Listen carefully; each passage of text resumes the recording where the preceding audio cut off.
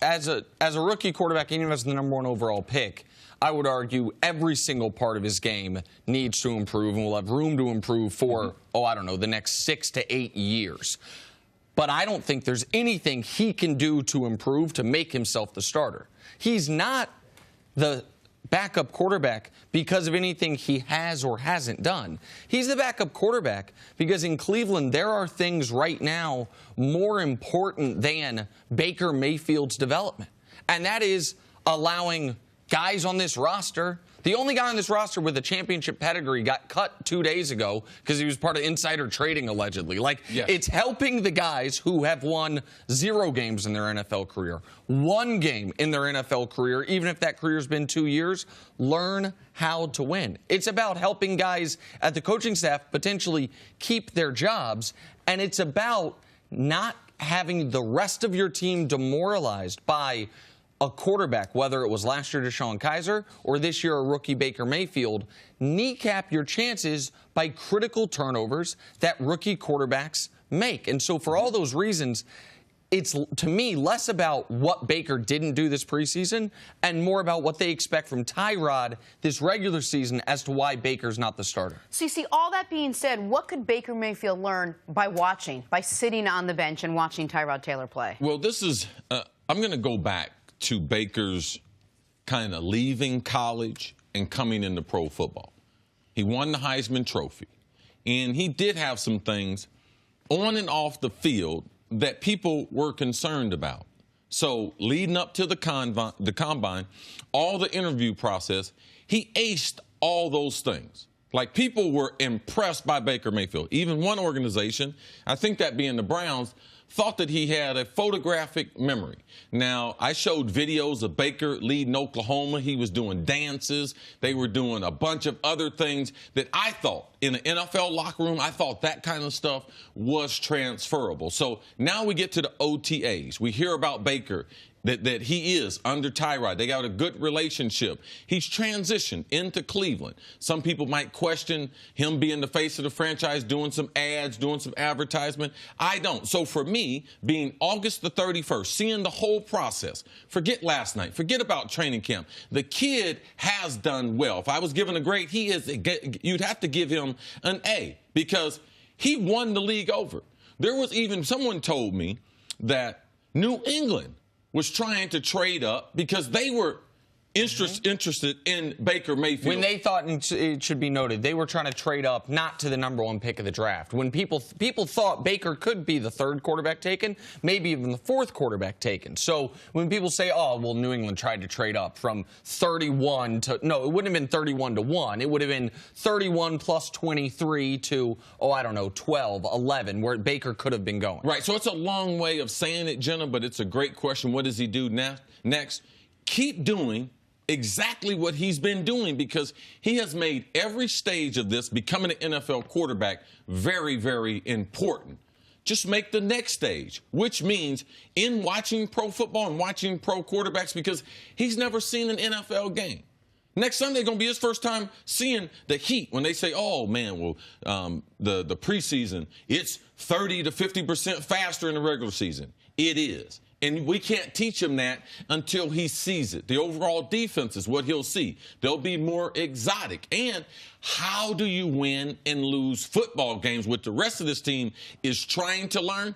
Baker is right in with the rest of them. So I think just keep trying to master. He's very, very smart. He hadn't taken any stages for granted. Sure. And, so for me, keep doing what he's doing, which a lot of kids, they get tripped up in that. They start getting ahead of themselves. They start thinking about, when am I going to be a starter? Man, they have a lot of other things that distract them from playing their best football. Because we did hear from Baker earlier on, I don't want to back up. I don't want to play the second guy. I don't want to sit and watch. I want to actually play. So to see what you said, him handle himself the way he has, knowing he is the future face of the franchise.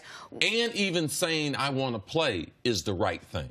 Yeah. Because we would feel some kind of way if the kid's been a superstar, and we would say, he would be saying, I want to back up. If Josh Allen says that, we wouldn't think positive about it. If Lamar was to say that, or any other of the other top prospects. And this is going to be emotionally or mentally the most trying part of the process. Yeah. Because now he doesn't get to play in the games anymore. even if you're not the starter, you know he's known going into every single preseason game, I'm going to get to play. And now the hope for the Browns is that he does not. Now, in all likelihood, with the NFL's new concussion protocol, with the way quarterbacks get dinged, in all likelihood, he will get to play. Now, that is a great point. I didn't think about that. The concussion part of it? Or yes, and just how that he might have to be ready for 5 to 10 plays. Correct. Forget about, like, which part of the season is he going to start? I would say it's more likely than not that Baker's first NFL pass comes in a game where he was not the starter. Comes in a game where he wasn't, just like preseason game number 3, where he got put in because Tyrod's getting checked out because something happened, and then he comes back out. That's incredibly difficult, and it's also difficult not to know when you're going to get to be out there. And so he's going to have to not only make the most of his practice time so he develops as a player, but also when you've been not just a star player in college, but the best player in college football, arguably for 2 consecutive years, to go from that to being a guy that is helping other guys on the sideline, trying to learn by watching instead of learn by doing. I would have to imagine for anyone in any field where they've been a top performer and they've been in the mix, it's very hard to go to the sidelines. What about if you take all that other stuff away, just from what you both saw on the field, how he progressed over a couple of preseason games that he's played? How is he doing? Has he come a long way from when, a couple weeks ago when he first got into the game? Well, if we look at the Oklahoma or Big 12 quarterbacks that have struggled, they've been basically system quarterbacks, college quarterbacks. I think Baker, as a Heisman Trophy winner, he's proven to people that he can be a good pro. He can play under center. He has shown that. So there's a lot of things about where he came from that you have to be able to get beyond. I think that when you see him throw the ball, not only in the pocket, but on the move, he has that accuracy that he did have in college football. And the thing that I think is very important, and I saw it with Sam Darnold, the game is not moving too fast for him. Like, I believe he's not a force multiplier today,